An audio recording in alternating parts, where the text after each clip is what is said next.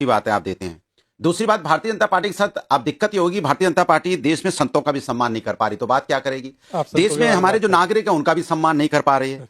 ना मुसलमान बंधुओं का सम्मान कर पा रही, ना गरीबों का सम्मान कर पा रही, ना छात्रों का सम्मान कर पा रही है, ना किसानों का, ना जजों का, दलितों का, लोकतंत्र का भी नहीं, संविधान का तो आप देख ही रहे हो कि हम दिन रात संविधान की बात बोलते हैं, लेकिन भारतीय जनता पार्टी के कान में जू रेंगती नहीं है। सवाल यह है कि भारतीय जनता पार्टी उन मुद्दों पर राजनीति करना चाहती है जो मुद्दा उनको सूट करते हैं। अब उनका मुद्दा देखिए क्या है। उनका मुद्दा यहाँ पे शंकराचार्य जी पे अपमान हुआ, वो मुद्दा ही नहीं है। संत समाज का अपमान हो रहा है, मुद्दा ही नहीं है। कमाल की बात है। माने देश सनातन की राजनीति करने का दम्भ भरते हैं, लेकिन सनातनी हमारे जो साधु संत हैं जिनका सनातनी सम्मान करते हैं उनका अपमान हो रहा है, वो उसकी चिंता नहीं है। उनको चिंता है कि राहुल गांधी जी वो अपने हाथ में लेके चले गए। अरे भाई, वो हाथ में, गले में, लेकिन हम तो वो जो कर रहे हैं वो आप अपना देखो, लेकिन शंकराचार्य जी का तो सम्मान करो। उनका अपमान क्यों कर रहे हो भाई? उनको लाठी से पूछोगे? उनकी यहाँ पे उनकी आप चोटी पकड़ के खींचोगे? ये क्या बोले जा रहे हैं नाविका जी? फैक्ट चेक तो होगा। अनुराग भदौरिया जी, मैं 120 सेकंड आपको समय दे चुकी हूँ, वेट कर रही थी आप मुद्दे पर कब आएंगे।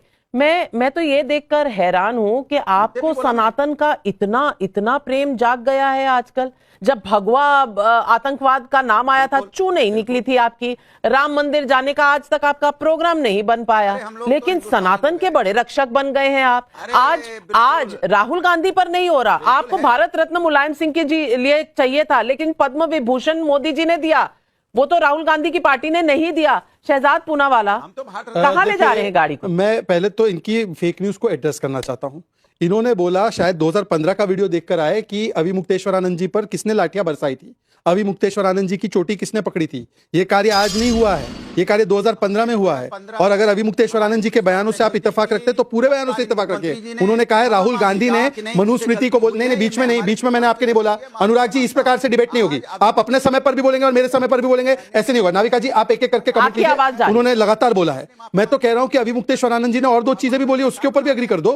एक तो उन्होंने बोला है कि मुसलमानों को पाकिस्तान मिल गया, अब उनकी क्या जरूरत है। दूसरा, उन्होंने बोला है कि राहुल गांधी हिंदू नहीं है, मनुस्मृति का विरोध करते हैं, तो राहुल गांधी को राम मंदिर से और हिंदुत्व से, हिंदू धर्म से बहिष्कार कर देना चाहिए। तो उससे भी इत्तेफाक रखते हो ना? अरे, जो लोग मठाधीश को माफिया बोलते हैं, राम मंदिर को बेकार बोलते हैं, हिंदुओं पर गोली चलाने का अभिमान करते हैं, दीपम के खिलाफ इंपीचमेंट मोशन पर दस्तखत करते हैं, और उदयनिधि स्टैलिन के हिंदू को समाप्त करने वाले बयान पर चुप रहते हैं, वो यहां पर आकर ताताथैया कर रहे हैं। दूसरी बात पे आना चाहता हूं, उन्होंने कितना ट्रिवियली बोल दिया, ट्रिवियली बोल दिया। नहीं अनुराग जी, आपकी नहीं, ये तरीका ठीक नहीं है। मैंने उनकी सारी बातें सुनी है, मैंने सारी बातें सुनी है। आज नॉर्थ ईस्ट के लोगों को किस प्रकार से अनुराग जी भी अपमानित कर रहे हैं। नॉर्थ ईस्ट के एक परिचय का विषय है, उनके कल्चर का विषय है, वो सम्मान का प्रतीक है। और आदिवासी समाज से आने वाले राष्ट्रपति ने 2 बार आग्रह किया एलओपी से कि इसको पहन लीजिए। विदेशी मेहमानों ने पहना, इन्होंने नहीं पहना, और ये कहते हैं कि छोटी मोटी बात है। अरे, छोटी मोटी बात है ये। जो बात आप कहें वो छोटी, जो ये कहें वो बड़ी। अनुराग भदौरिया जी, अरे इनका मोटर ऑफ नहीं होता क्या? अनुराग भदौरिया, छोटा सा सवाल है। जिस शंकराचार्य जी के लिए आप इतने चिंतित हैं, उन्होंने आपके बारे में क्या कहा है पता है ना? समाजवादी पार्टी नहीं है, ये नमाजवादी पार्टी है। याद है? सुनना चाहेंगे? सुनवा दे, जवाब दूं? सुन तो लो पहले। देखिए, समाजवादी पार्टी नमाजवादी पार्टी कही जाती है। क्यों कही जाती है? क्योंकि हिंदुओं के किसी मुद्दे पे खड़ी नहीं होती उनकी पार्टी। क्यों नहीं खड़ी होती है? क्या हिंदू वोटर नहीं है उनके? यही हमने उनको कहा कि हम तो अकेले रह जाते हैं जब हमको अपने लिए लड़ने का मौका मिलता है।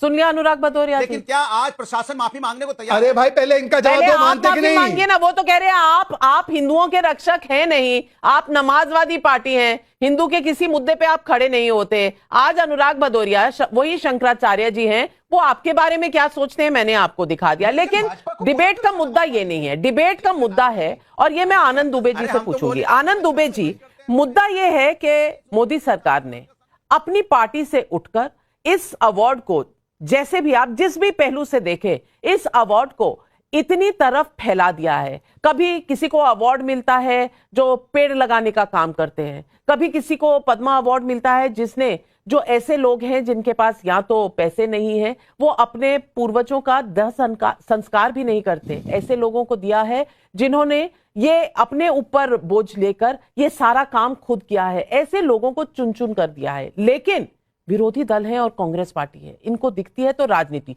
चुनाव है इसलिए चुनाव के लिए दे दिया। तो तमिल लोगों को दे दिया तो क्या गुनाह कर दिया? महाराष्ट्र से बहुत से लोगों को दिया है तो क्या गलत बात है ये? महाराष्ट्र के चुनाव तो हो चुके, बीएमसी के भी हो गए, नगर निगम के भी हो चुके, सब चुनाव हो चुके वहां के, पर महाराष्ट्र से बहुत से लोगों को दिया गया है। दिक्कत किस बात की है? ये लोग हमेशा बैड मूड में क्यों रहते हैं?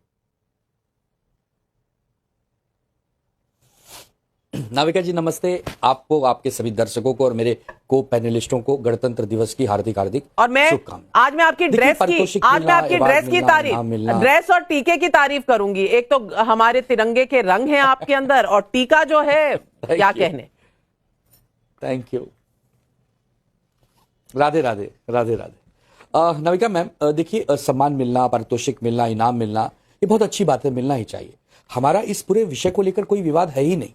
विवाद सिर्फ एक व्यक्ति के नाम को लेकर है, जिनका नाम है भगत सिंह कोश्यारी साहब। भगत सिंह कोश्यारी साहब जब मुंबई और महाराष्ट्र के गवर्नर थे 2019 से 2023 के बीच में, उन्होंने असंवैधानिक तरीके से हमारी एक प्रकार से सरकार को गिराने में जो अपनी भूमिका निभाई, जो उन्होंने हमारे पार्टी को तोड़ने में भूमिका निभाई, जो उन्होंने चंद्रचूड़ साहब ने जो टिप्पणी की थी कि अगर भगत सिंह कोश्यारी जी उस समय चाहते तो आपको मदद करते, वो निष्पक्ष नहीं रहे, वो मतलब हमें भी मदद नहीं किए, उनको मदद किए। तो ये जो उनके ऊपर आरोप लगे थे, जिसके बाद में उनको पूर्ण काल से पहले हटाया भी गया, तो हम समझते हैं कि उनको कम से कम इस बार सूची में नाम नहीं आना चाहिए था। उन्होंने कोई ऐसा महान काम नहीं किया था। जरूर वो मुख्यमंत्री रहे, जरूर वो बड़े बड़े पदों पर रहे, भाजपा में बड़े बड़े पदों पर रहे, लेकिन महाराष्ट्र के साथ उन्होंने जो किया वो अच्छा नहीं है। उन्होंने छत्रपति शिवाजी महाराज के बारे में अभद्र टिप्पणी की, पूरे देश ने देखा। उन्होंने साहू फुले, जो हमारी ज्योतिबा फुले और महात्मा फुले, उनके बारे में, जीवन के बारे में उन्होंने अभद्र टिप्पणी की, वो किसी से छुपा नहीं है। तो कम से कम महाराष्ट्र से नफरत करने वाले व्यक्ति को तो ये इतना सर्वोच्च पद्म भूषण इनाम नहीं मिलना चाहिए। बाकी अब धर्मेंद्र जी को पद्म विभूषण दिए हैं,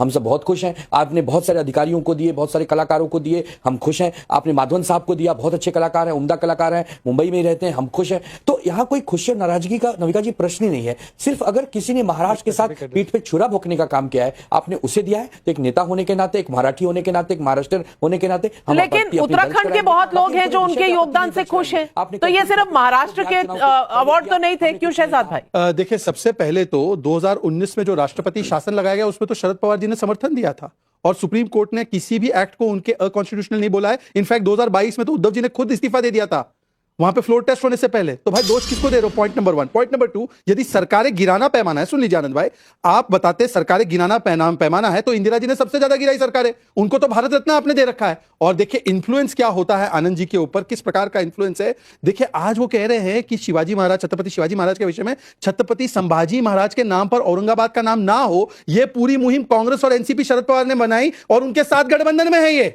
इंडिया अलायंस में। अरे तो बोलो पहले कब रिश्ता तोड़ रहे हो? वीर सावरकर जी को गालियां दी, उनके साथ गठबंधन में, और मराठी बोलते हो। एक लाइटर नोट पे मैं कहूंगी, अगर कोई तोड़ने को तैयार है तो वो आनंद दुबे जी हैं, क्योंकि राहुल गांधी की असलियतों से जितने वो पीड़ित हैं, कभी कभी छलक कर बाहर आ जाता है। क्यों?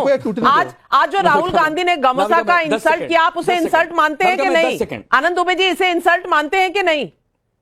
बिल्कुल मानता हूं, बिल्कुल मानता हूं, बिल्कुल मानता हूं। उन्होंने सम्मान नहीं किया उस